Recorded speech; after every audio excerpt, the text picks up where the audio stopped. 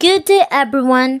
I am here to present to you our literary review about the story of The Deadman's Path. The Deadman's Path by Nicole H. B.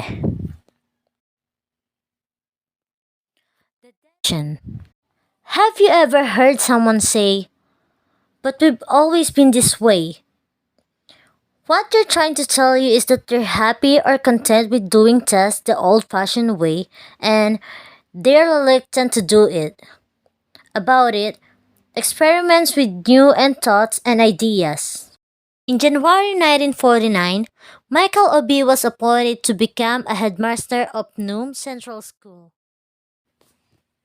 Second part, Michael Obi and his wife conversation. Conversation about all the hopes and plans they have for his promotion, specifically making everything modern and delightful. Michael Obi says, "We shall make a good job of it, shan't we?" And his wife reply, "We should do our best. We should have such a beautiful gardens and everything will be just modern and delightful." He was unspoken in his condemnation of the narrow views of these older and often less educated ones. Third part. Obi was scandalized to see an old woman from the village hobble right across the compound. "It amazed me that you people allow the villagers to make use of this footpath. It is simply incredible." And then the teacher's reply is, "The path appears to be very important to them, although this is really hardly used. It connects the village shrine with their place of burial." And Michael Obi says, "That was some time ago, but it will not be used now. What will the government education officer think of this when he comes to inspect the school next week?"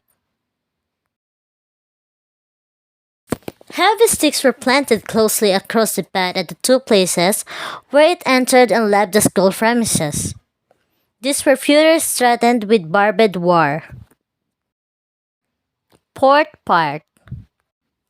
3 days later, the village priest, armed with his walking stick that he uses to tap on the floor to make his point, visits Obi and questions the closure of their path. Obi confirms the news. The priest continues by telling Obi that ancestral footpath has been around for a very long time and that it served as a path for the dead to depart and children to be born.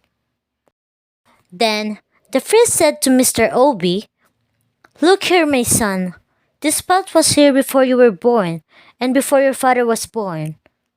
The whole life of this village depends on it. Our dead relatives depart by it and our ancestors visit us by it. But most important, is it the fact of children's coming in to be born."